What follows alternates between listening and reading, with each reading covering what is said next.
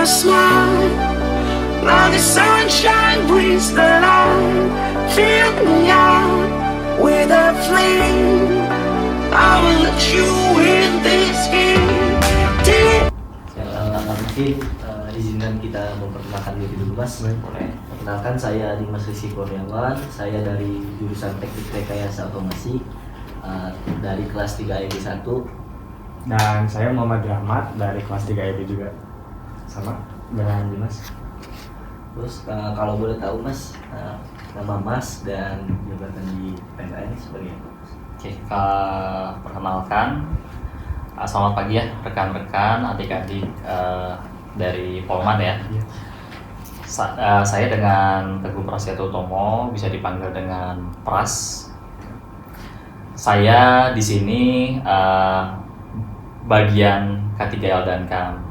K3L sudah tahu ya, keselamatan, kesehatan kerja, lingkungan, dan keamanan.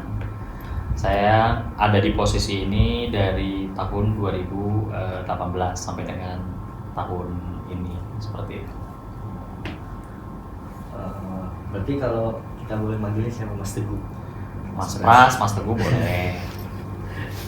Kalau Teguh biasanya buat ya di kantor, kalau di luar Pras. Mas Teguh.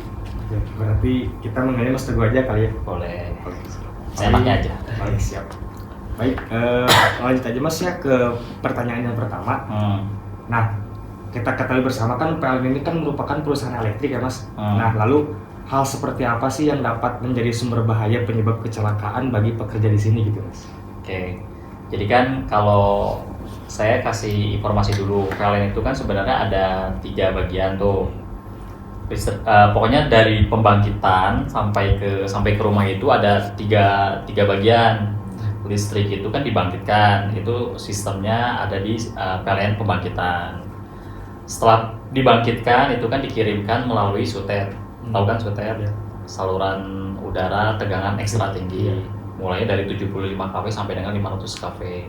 Itu dipegang oleh PLN transmisi, Habis itu didistribusikan tuh ke pelanggan-pelanggan. Dari 500 kV diturunkan ke 20 kV. 20 kV itu yang mengelola adalah PLN distribusi. PLN distribusi yaitu kami yang mengelola listrik 20 kV. Kami menyalurkan itu sampai ke pelanggan-pelanggan, mau pelanggan TR atau pelanggan TM. Pelanggan TR itu adalah pelanggan tegangan rendah. Itu yang biasanya oleh rumah tangga. Pelanggan TM, tegangan menengah, itu 20 kV. 20 kV itu biasanya pelanggan-pelanggan besar. Bisa hotel, bisa pabrik-pabrik, bisa tadi swalayan juga ada. Kita khusus emang menangani kelistrikan. Fokusnya di sana. Kalau dibilang sumber kecelakaan, sumber bahaya sangat banyak sebenarnya. Di satu sisi kita main di elektrik, satu sisi kita main di konstruksi. Karena kan di konstruksi, walaupun konstruksinya nggak besar seperti SUTET, 20 kV itu tingginya paling 15 sampai dengan 20 meter. Tapi itu sudah dianggap kita bekerja di ketinggian. Artinya tidak hanya dari sisi elektrik saja untuk sumber kecelakaan kerja, tapi dari sisi ketinggian pun kita ada dari situ. Seperti itu gitu kalau di kami gitu. Terus contoh atau pernah nggak sih Mas di sini mengalami kecelakaan yang paling merugikan di PLN? Kalau kecelakaan itu nggak sampai fatal ya, dan itu tidak dianggap adanya kesalahan kerja. Paling kesalahan kerja itu ya paling kegores, kesetrum juga ada, cuman kesetrumnya hanya dari sisi TR. Ringan, hanya di sisi TR itu kan tegangannya 220 sampai 400, 380 lah kalau orang-orang dengar, tapi maksimalnya 400 volt gitu. Tapi kalau untuk kecelakaan kerja sampai meninggal itu tidak ada sampai saat ini. Jangan sampailah ada kecelakaan kerja gitu di sini. Baik, selanjutnya Mas, secara umum prosedur K3 seperti apa yang diterapkan pada pekerja di sini gitu Mas? Gimana? Bisa diulang? Prosedur K3 seperti apa yang diterapkan kepada pekerja di sini gitu Mas? Oke, saya jelaskan dulu ya. Jadi kan sebelum bekerja kita itu kalau dari ilmu K3 gitu ya, itu kan ada sistem apa namanya pengendalian resiko. Iya.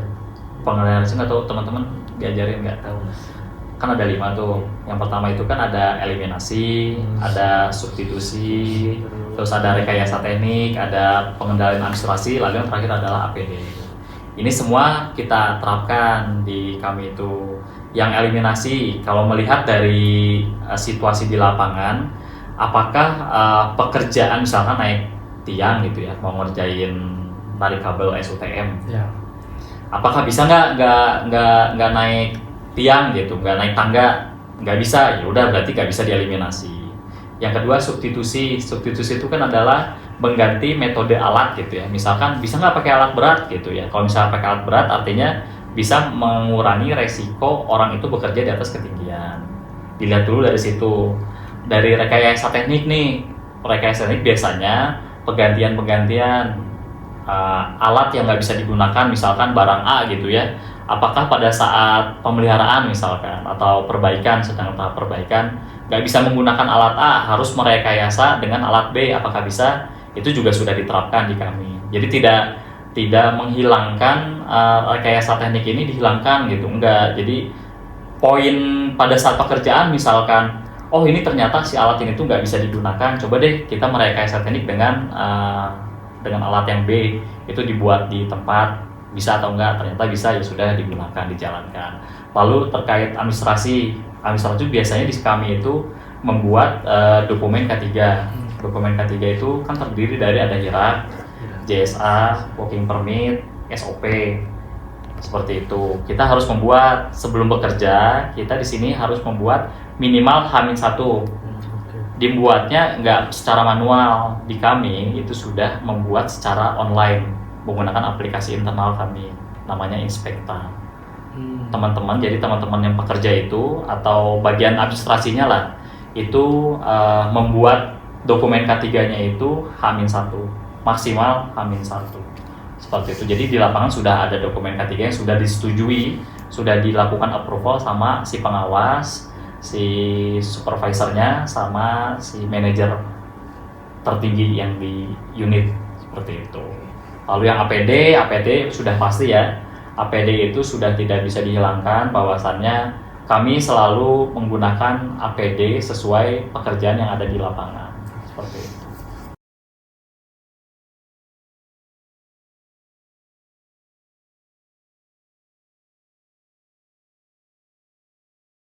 Rekayasa otomasi. Saya Fauzan Novena Ramdan dari kelas 3 EB2. 3 ya, 3. Kalau boleh Mas di lab ini sebagai apa dan nama Mas? Oke, baik.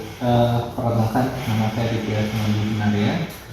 Saya pada saat ini saya di Yamanaki sebagai lab robotik.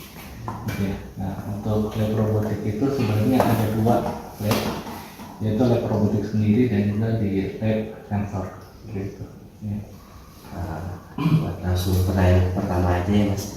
Bagaimana sih kebijakan keselamatan di laboratorium ini diterapkan pada pengembangan pada lab sensor?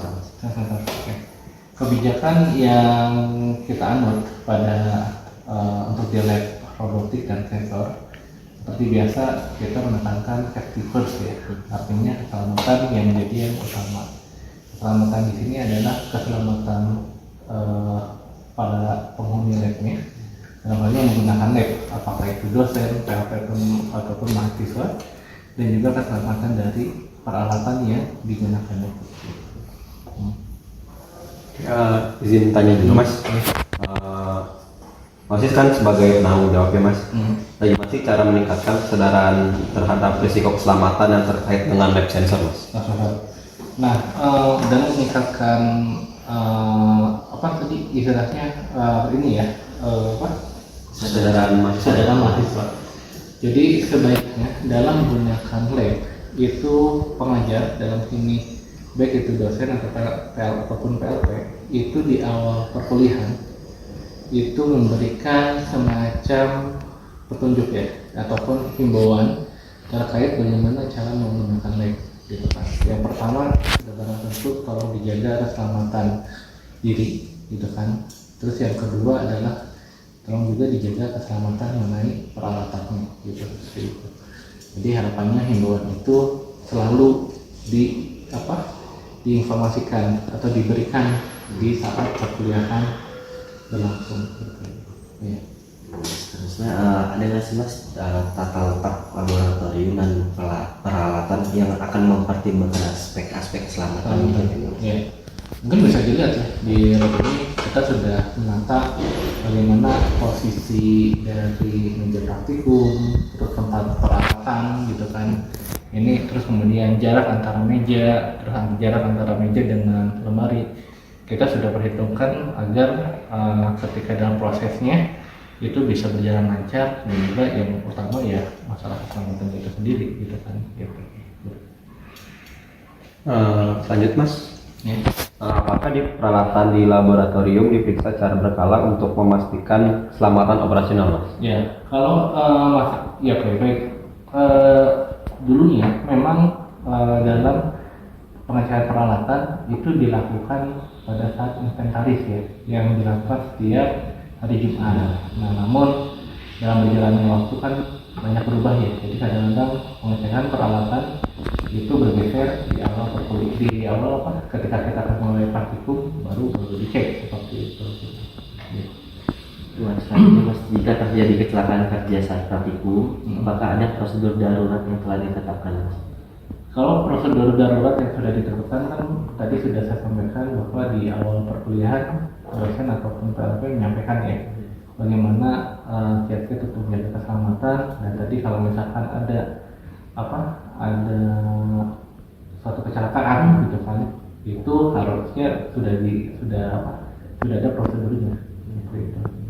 Ya.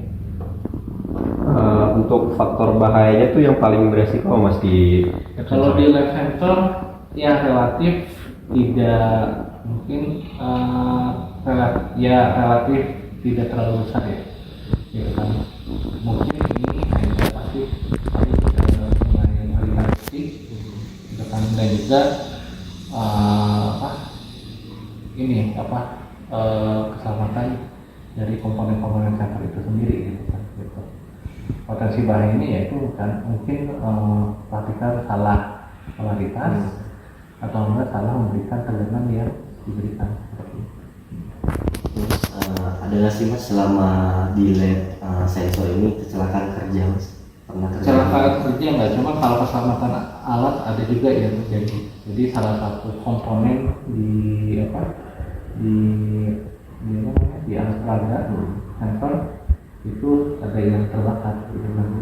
Nah ini juga ya apakah ini kesalahan dari penggunanya ataukah mungkin karena faktor alat juga ya gitu kan, seperti itu.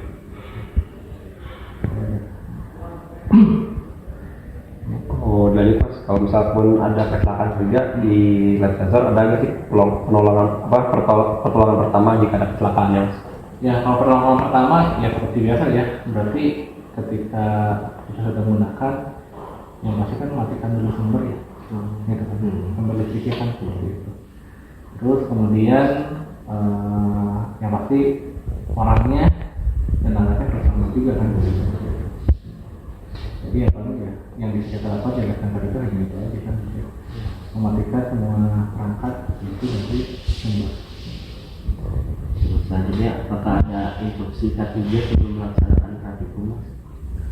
Tadi sudah saya sampaikan bahwa instruksi K3 itu merupakan keharusan ya yang diberikan oleh dosen dan juga PLP dan oleh platform. Seharusnya tidak hanya di sensor saja, tapi itu sudah merupakan prosedur umum ya. Ibaratnya kayak misalkan pada saat ujian ada petunjuk ujian gitu kan, apa yang harus dilakukan, mana yang boleh, mana yang enggak, atau gitu. Harusnya itu menjadi suatu budaya kita.